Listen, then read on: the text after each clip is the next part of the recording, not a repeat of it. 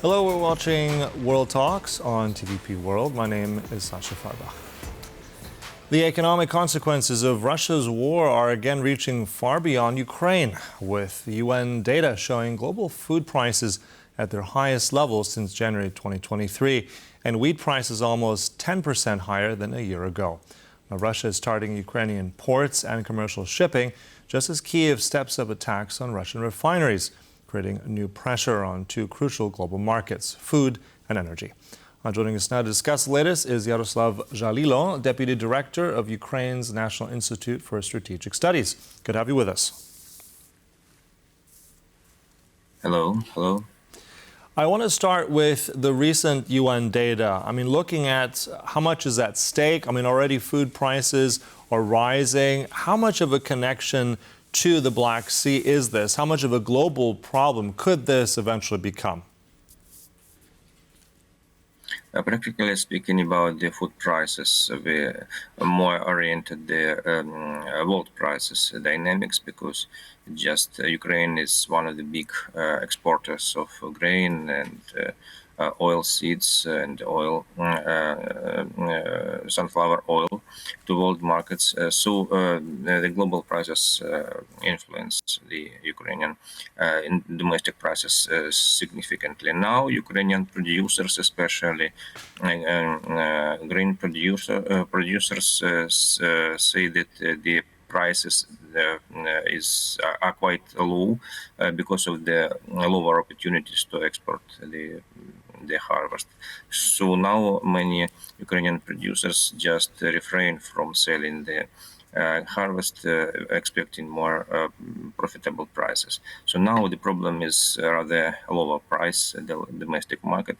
It can be beneficial, for example, for animal husbandry inside the country, for producing the food for animals, but on the other hand, it's very dangerous for the wheat producers because it is difficult for them to reproduce their businesses and to prepare for the next cycle for the next year.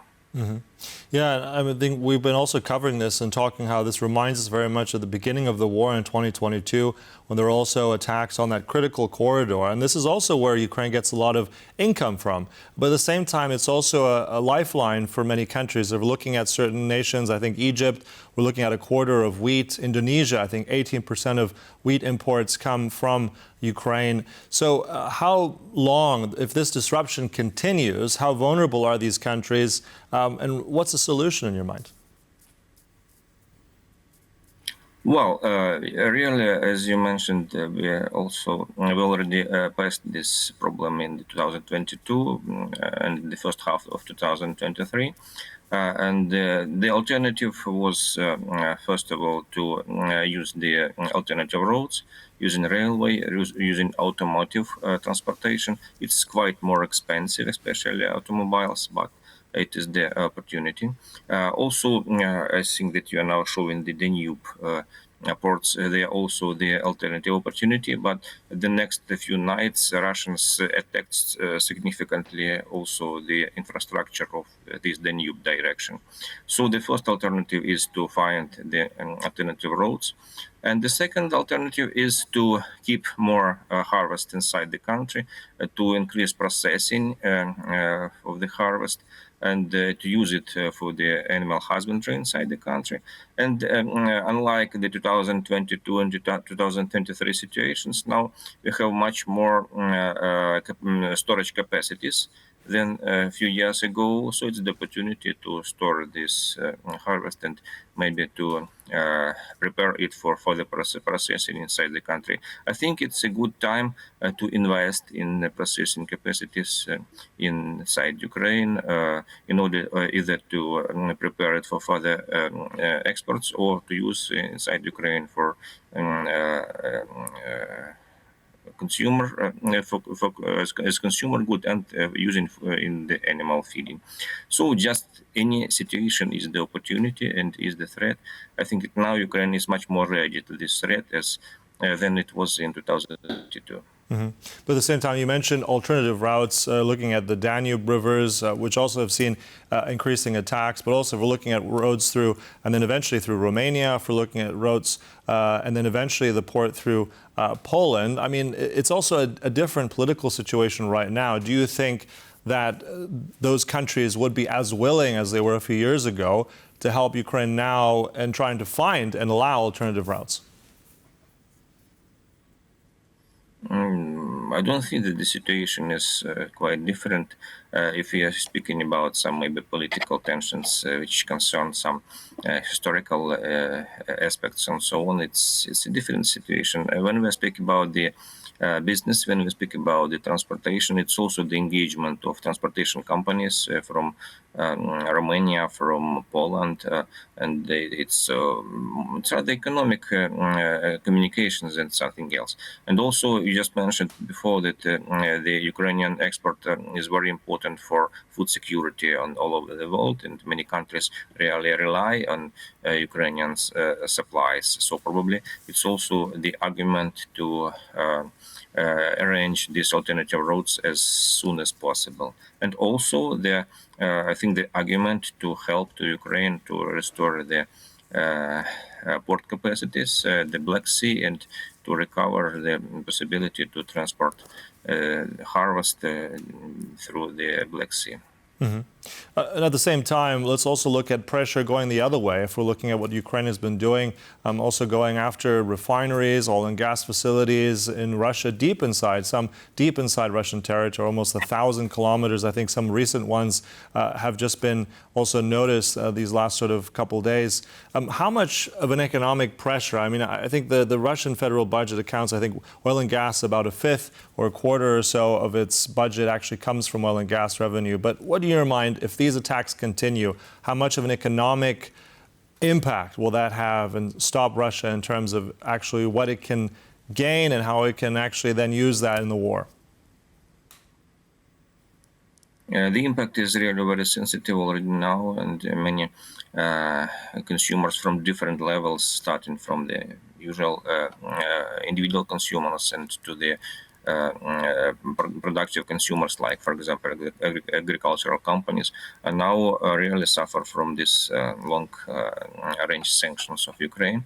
Otherwise, I think that the priorities of fuel supply in Russian economy is absolutely clear. The first priority is given to the military forces. So I cannot be sure that these deep strikes will strike, first of all, their capacity to continue the war. But on the other hand, it's a very serious impact for the Russian economy, for the opportunities to use their benefits, like worldwide oil producer.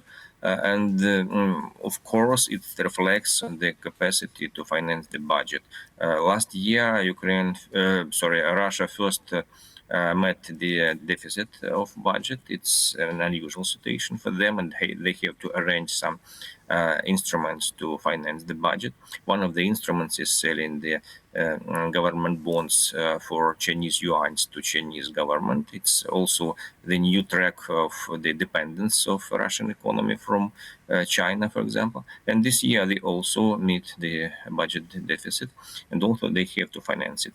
But anyway, I just want to repeat once more that it is not the decisive argument for Russian regime to stop this war, because their priority is to continue the war, because their priority is to destroy Ukraine and continue then their invasion. Yeah, just really fast, we just have a minute or so. The new sanctions from the United States is bill. It's gone through the Senate, now going through the House. If that goes through all the way, that gives 100% tariffs on any kind of countries that are actually importing Russian oil and gas. How effective is that going to be, do you think? How much is that going to weigh in on Moscow? And will Trump use it against countries like India and China?